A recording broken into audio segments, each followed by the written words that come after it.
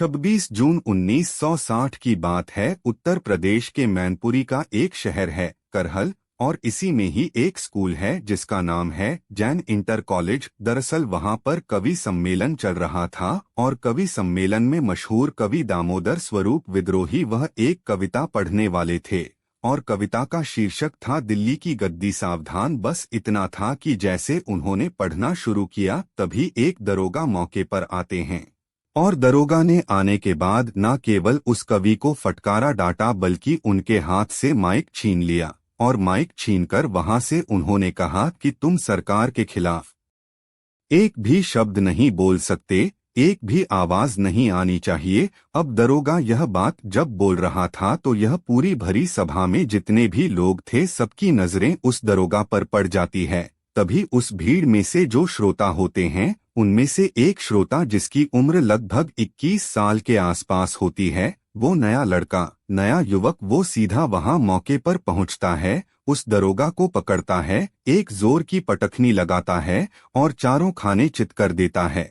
बस इतना होना था कि जितने भी जनसभा में जितने भी उस सम्मेलन में लोग आए थे सुनने उस कवि के लिए, सभी तालियां बजाने लगते हैं जोर जोर से। और जब तालियां बजाने लगते हैं तो उस लड़के को अपने कंधे पर उठा लेते हैं। दरअसल वो लड़का कोई और नहीं बल्कि उस लड़के का नाम होता है मुलायम सिंह यादव, जो आगे चलकर उत्तर प्रदेश में 3 बार मुख्यमंत्री रहे और भारत सरकार में 1 बार रक्षा मंत्री चुने गए थे। आज की जो कहानी है वह उन्हीं की कहानी है जिसको सुनने के बाद शायद आप भी दंग रह जाएंगे। दरअसल जब यह घटना हुई थी तब उन दोनों केंद्र में पंडित जवाहरलाल नेहरू प्रधानमंत्री हुआ करते थे। आज की जो सच्ची घटना मैं आपको सुनाने जा रहा हूं, दरअसल यह सच्ची घटना है उत्तर प्रदेश के जिला मैनपुरी की। लेकिन कहानी शुरू होती है 22 नवंबर 1939 को। उत्तर प्रदेश के इटावा के सैफाई गांव के अंदर एक बालक का जन्म होता है और उस बालक का नाम रखा जाता है मुलायम सिंह यादव। अब मुलायम सिंह यादव पढ़ने में होशियार थे ही बल्कि किसी भी कार्य को करने में वह बहुत ही ज्यादा होशियार थे। उनकी होशियारी का अंदाजा इस बात से भी लगाया जा सकता कि जब जब वह किसी भी जनसभा में किसी को संबोधित किया करते थे तब वह जनसभा चाहे वह उनके इलाके की हो या फिर उनसे कहीं दूर जिले की हो या फिर कोई कितने किलोमीटर की हो, बिना किसी कागज के सहारे के वो कम से कम 50 से 60 लोगों के नाम सिर्फ लोगों को देखकर ले लिया करते थे, उनको चेहरे को पहचान के ले लिया करते थे।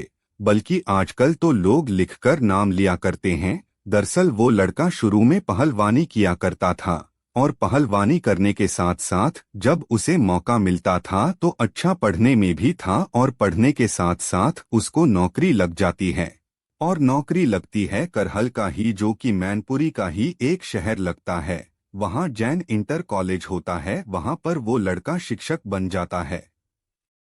आराम से पढ़ाई का दौर था, पढ़ा रहे थे और पढ़ाते पढ़ाते कब उनके मन में आया कि उन्हें राजनीति में उतरना चाहिए। और राजनीति में वो उतरने के लिए उन्होंने हालांकि अपनी जमीन पहले से तैयार कर रखी थी, लेकिन एक बार यह बताया जाता है कि जसवंत नगर विधानसभा क्षेत्र में एक बड़ा दंगल आयोजित किया जा रहा था और उस दंगल में जो मुख्य अतिथि के रूप में शामिल हुए थे वो जसवंत नगर के विधायक थे नथु सिंह यादव। अब नथु सिंह यादव वहां बैठे हुए थे, वो अपनी आंखों से इस दृश्य को देख रहे थे। न केवल वो देख रहे थे बल्कि सैकड़ों की संख्या में उस दंगल में लोग मौजूद थे जो देख रहे थे। एक लड़का जो अपने दुगने बड़े पहलवान से जाकर भिड़ जाता है और उसको उठाकर पटक देता है तो विधायक जी को यह बात बहुत पसंद आती है। विधायक जी उनसे पूछते हैं कि भाई तुम्हारा नाम क्या है, तो लड़का नाम बताता है कि मेरा नाम मुलायम सिंह यादव है। वो अब मुलायम सिंह यादव को जब अपने से फुर्सत मिलती थी पढ़ाई लिखाई से या शिक्षा से तो वह साथ में यह भी काम किया करते थे। लेकिन वक्त आगे बढ़ता चला जाता है और वक्त आगे बढ़ने के बाद वो विधायक जब चुन लिए जाते हैं 1967 में, यह जो मुख्य अतिथि बन के आए थे उस सभा के अंदर नथु सिंह यादव, उन्होंने ही अपनी जसवंत नगर की सीट को छोड़ा था और 1967 में पहली बार जब मुलायम सिंह यादव जसवंत नगर सीट से विधायक का इलेक्शन लड़े थे तो वह यहीं से जीत जाते हैं और जीतने के बाद वो राजनीति में कुछ इस तरह सक्रिय होते चले जाते हैं कि न केवल उत्तर प्रदेश में बल्कि भारतवर्ष में जगह जगह उनकी पहचान लगातार बढ़ने लगती है। और जब उनकी पहचान बढ़ रही थी, लोगों के बीच में वह बढ़ रहे थे, तब सबसे ज्यादा अगर वह किसी को खटकते थे तो वह कांग्रेस को ज्यादा खटक रहे थे। और ऐसा ही होता है। एक बार 2 मार्च 1984 का यह वाकया है। इटाबाशी दिन 3 तारीख को एक कुर्रा थाना क्षेत्र लगता है, उसका गांव लगता है मई खेड़ा। यहाँ पर रामेश्वर हैं, एक नेताजी थे, उनकी बेटी की शादी होनी थी। तो पहले मुलायम सिंह यादव उस शादी समारोह में शामिल होते हैं। इसके बाद उनका एक दूसरा प्रोग्राम था। उसी दिन जसवंत नगर थाना क्षेत्र का परसोवा गांव लगता है, वहां पर बच्ची सिंह के यहाँ पर एक समारोह था। उस समारोह में शामिल होकर वो निकलते हैं। रात के लगभग 9:30 बजे के आसपास का वक्त चला था और यह बात बताई जाती है कि 4 मार्च 1984 की ये बात है। जैसे ही सरकारी गाड़ी में वह जा रहे थे, रामेश्वर दयाल यादव, बच्ची लाल यादव ये इनके साथ बैठे हुए थे गाड़ी के अंदर। गाड़ी थी एम्बेसडर कार, सरकारी गाड़ी थी, ड्राइवर गाड़ी चला रहा था, वो भी सरकारी था। साथ ही उनकी सुरक्षा में कुछ पुलिस वाले भी लगे हुए थे। और इसी बीच में उनके साथ चल रहे थे 2 मोटरसाइकिल पर, यानी कि एक मोटरसाइकिल पर 2 सवार बैठे थे, जिसमें एक नेत्रपाल सिंह होते हैं, दूसरे उनके पीछे बैठे हुए थे। मोटरसाइकिल पर छोटे लाल यादव जो कि प्राइमरी में शिक्षक होते हैं। गाड़ी चल रही थी। अब यहाँ से महज 1 किलोमीटर दूर ही गाड़ी निकली थी। अभी अंबी अंबरपुर गांव के पास जब गाड़ी पहुँचने वाली थी, एक आम का भाग पड़ता है। सुनसान इलाका था, जंगल का वो रास्ता था और साथ ही चारों तरफ अंधेरा ही अंधेरा था, क्योंकि रात के 9 या 10 बजे के आसपास का ये वाकया रहा होगा। और आम के बाग की तरफ से लगातार एक के बाद एक गोलियां चलना शुरू हो जाती है। जब गोलियां चल रही थी तो बाइक पर जो आगे बैठे हुए थे नेत्रपाल और उनके साथी छोटे लाल जो होते हैं, तो गोली लग जाती है। छोटे लाल की मौके पर ही मौत हो जाती है, जो कि प्राइमरी में शिक्षक होते, और नेत्रपाल के पैर में गोली लगती है, जिसकी वजह से वह गंभीर रूप से घायल हो जाते हैं। अब गोलियां जो चल रही थी लगातार उस एम्बेसडर कार पर चलाई जा रही थी और उस साइड में चलाई जा रही थी जिस साइड में मुलायम सिंह यादव बैठे हुए थे। मुलायम सिंह यादव को पूरी तरह से आभास हो जाता है कि आज उनकी हत्या हो ही जाएगी और यह जो गोलियां चला रहे हैं वह उनको हत्या कर देंगे। ड्राइवर का डिसबैलेंस हो जाता है, गाड़ी आगे चलती है और आगे चलने के बाद गाड़ी पलट जाती है और पलटकर खाई में गिर जाती है। पीछे जो उनके पुलिस वाले चल रहे थे, पुलिस वाले उनसे बदमाशों से लोहा लेने लगते हैं। अब बदमाश भी गोली चला रहे हैं और पुलिस वाले भी अपने बीच बचा आप के लिए कोशिश कर रहे हैं, यानी कि डिफेंस कर रहे हैं, ताकि उधर से गोली चलनी बंद हो जाए। लेकिन बदमाश गोली लगातार चलाए रहे थे। मुलायम सिंह यादव की कार पलटी हुई पड़ी थी। मुलायम सिंह यादव की गाड़ी में जो रामेश्वर दयाल यादव बैठे हुए थे और बच्ची लाल यादव बैठे हुए थे, तभी मुलायम सिंह यादव भी अपनी सीट पर छुप जाते के बैठ जाते हैं और वो अपने साथियों से कहते हैं कि तुम जोर जोर से चिल्लाना शुरू करो कि नेताजी को गोली लग गई है और नेताजी मर गए हैं। जब यह बात उन्होंने कार्यकर्ताओं ने सुनी तो उन्हें बड़ा आश्चर्य हो रहा था, अचरज हो रहा था कि यह मुलायम सिंह यादव जी किस तरह की बातें कर रहे हैं, क्योंकि मुलायम सिंह यादव को ऐसा लग रहा था कि यह बात नहीं बोली गई तो यह बदमाश आज उनको मार के ही चले जाएंगे, क्योंकि मोटरसाइकिल पर जो उनके 2 साथी थे उनमें से एक मर चुका था और एक गंभीर रूप से घायल हो चुका था। लगातार गोली चल रही थी, पुलिस वाले उधर उनसे बदमाशों से लोहा ले रहे थे। कुल मिलाकर उनकी कार में जो सवार थे उनके साथी, उनके नेता जो बैठे हुए थे, उन्होंने जोर जोर से चिल्लाना शुरू कर दिया कि नेताजी मर गए, नेताजी को गोली लग गई।